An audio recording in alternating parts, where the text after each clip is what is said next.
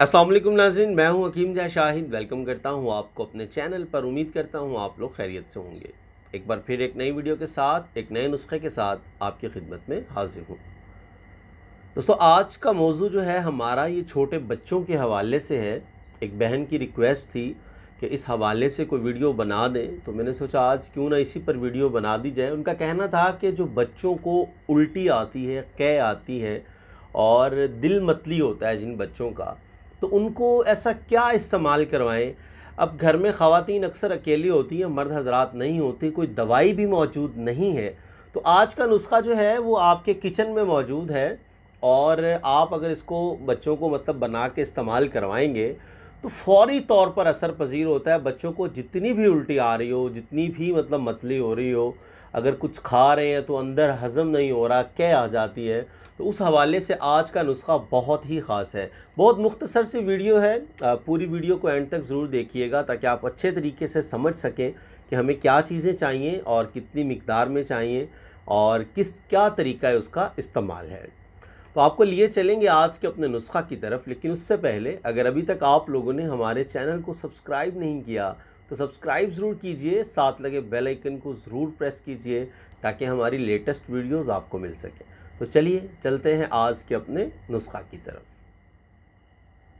जी नाज़रीन, तो आ चुके हैं हम अपने आज के नुस्खा की तरफ। तो आप लोगों को 5 चीज़ों की ज़रूरत होगी, जिसमें नंबर 1 पे अगर हम बात कर लें तो आपको चाहिए होंगे सौंफ, नंबर 2 पे आपको चाहिए होगी इलायची, नंबर 3 पे आपको चाहिए पुदीना और नंबर 4 पे आपको चाहिए सौंठ। सौंठ जो है अदरक को कहते हैं, खुश्क अदरक को। अगर खुश्क अदरक मौजूद नहीं है तो आप ताज़ा अदरक का भी इस्तेमाल कर सकते हैं। और नंबर 5 पे आपको चाहिए शहद। शहद भी तकरीबन हर घर में मौजूद होता है। अगर शहद ना भी हो तो आप फिर भी इस्तेमाल कर सकते हैं हल्की सी शक्कर या चीनी डालकर। अब अगर इसके वज़न की बात कर लें तो आपकी सहूलियत के लिए स्क्रीन पर भी लिखा आपको मिल जाता है, नोट कर लिया करें और एंड तक वीडियो ज़रूर देखा करें ताकि आप तरीका इस्तेमाल भी समझ पाएँ। अब अगर वज़न की बात कर लें तो सौंफ हमें चाहिए होंगे 3 ग्राम। अब 3 ग्राम आप कहेंगे कि चम्मच के हिसाब से वज़न बता दें तो तकरीबन चाय वाला 1 चम्मच जो है वो आपने सौंफ ले लेने हैं। और इलायची जो है वो 1 ग्राम चाहिए होगी हमें। आप चाहें तो 3 से 4 दाने जो हैं आप इलायची के ले सकते हैं। जो पुदीना है ये भी हमें 3 ग्राम चाहिए और पुदीना भी आप ताज़ा भी इस्तेमाल कर सकते हैं। और सौंठ जो है, अदरक, खुश्क अदरक जो है वो भी हमें 3 ग्राम चाहिए होगी। अब 3 ग्राम के हिसाब से आप तकरीबन 1 इंच का टुकड़ा अदरक का ले लें अगर ताज़ा है। अगर खुश्क अदरक मौजूद हो तो आप वो भी ले सकते हैं। अब आपने करना ये है, ये तमाम चीज़ें आपके पास मौजूद होंगी। आपने 150 ml पानी लेना है, 150 ml, ठीक है। 150 ml आपने पानी लेके किसी भी सॉस पैन में डाल लें और ये तमाम चीज़ें आपने उसमें डाल देनी और उसको दरमियानी सी आंच पे पकने रख देना है। और इतना उसको पकाना है कि वो तकरीबन 75 ml जो है बच जाए, मतलब आधा पानी रह जाए।